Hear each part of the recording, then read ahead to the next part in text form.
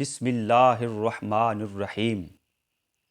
قرآن مجید کی تعلیمات سے معلوم ہوتا ہے کہ قیامت کے روز انسان کے اعمال کی گنتی نہیں کی جائے گی بلکہ انہیں تولا جائے گا۔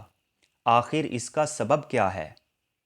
اللہ تعالیٰ سورۃ الانبیاء آیت نمبر 47 میں ارشاد فرماتا ہے وَنَضَعُ الْمَوَازِينَ الْقِسْطَ لِيَوْمِ الْقِيَامَةِ فَلَا تُظْلَمُ نَفْسٌ شَيْئًا وَإِن كَانَ مِثْقَالَ حَبَّةٍ مِّنْ خَرْدَلٍ أَتَيْنَا بِهَا وَكَفَى بِنَا حَاسِبِينَ۔ اور ہم روز قیامت ٹھیک ٹھیک تولنے والے ترازو رکھ دیں گے، پھر کسی شخص پر ذرہ برابر ظلم نہیں ہوگا۔ جس کسی کا رائی کے دانے کے برابر بھی کوئی عمل ہوگا اسے ہم سامنے لے آئیں گے اور حساب لگانے کو ہم کافی ہیں۔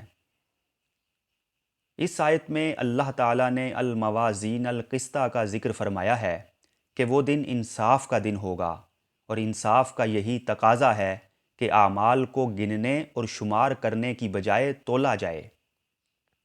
اللہ کی توفیق سے جب اس کے بندے اعمال صالحہ کرتے ہیں تو ہر کسی کے حالات دوسرے سے مختلف ہوتے ہیں۔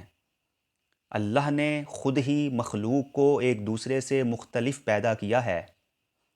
مثلاً مالدار شخص کے پاس اللہ کی راہ میں خرچ کرنے کے وسائل ایک متوسط شخص کی نسبت زیادہ ہیں۔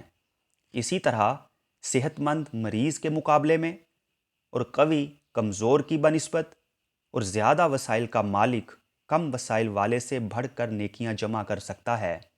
اگر بروز قیامت اعمال گنے جاتے تو مالدار غریب سے، صحت مند مریض سے، طاقتور کمزور سے، اور زیادہ وسائل کا مالک کم وسائل والے سے آگے بڑھ جاتا، اور یہ اللہ کے انصاف کے منافی ہوتا۔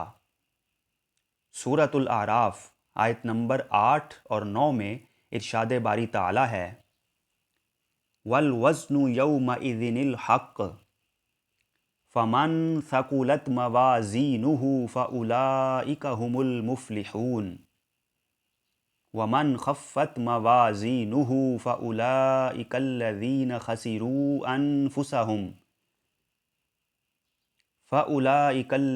خَسِرُوا أَنفُسَهُمْ بِمَا كَانُوا بِآيَاتِنَا يَظْلِمُونَ۔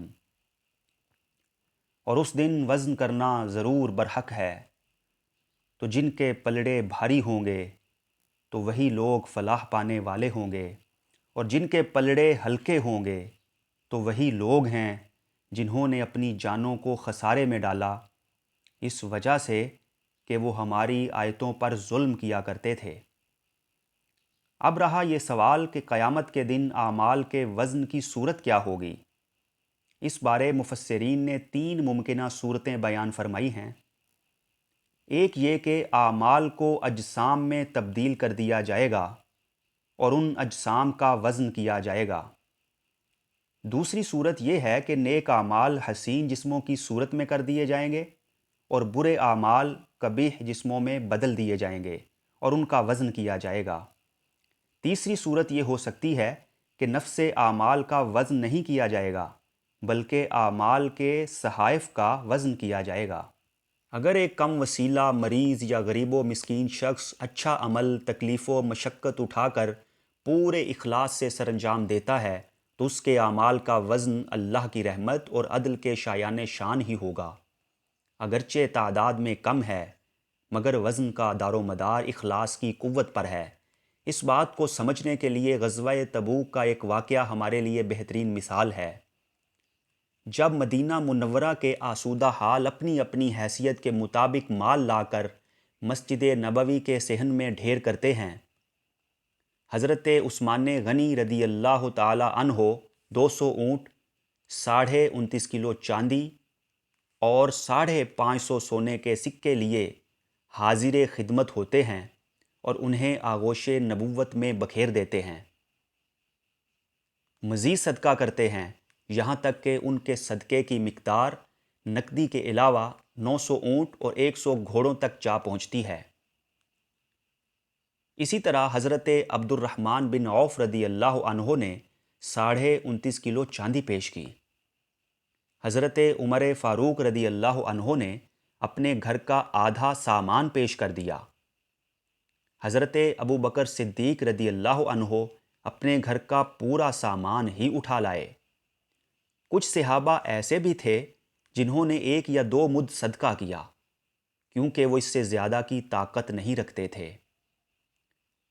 حضرت ابو عقیل رضی اللہ عنہ نامی صحابی رسول ساری رات ایک یہودی کے باغ کو سینچنے کے بعد اجرت میں ملنے والی کچھ کھجوریں ہاتھ میں لیے شرمندہ سے دربار نبوی میں حاضر ہوتے ہیں، تو رسول کریم صلی اللہ علیہ وآلہ وسلم وہ کھجوریں ان کے ہاتھ سے لے کر مسجد نبوی کے صحن میں رکھے کھجوروں کے ڈھیر پر پھیلا دیتے ہیں کہ یہ صدقہ تعداد میں معمولی صحیح مگر اخلاص کے سبب وزن میں بہت بھاری اور قیمتی ہے۔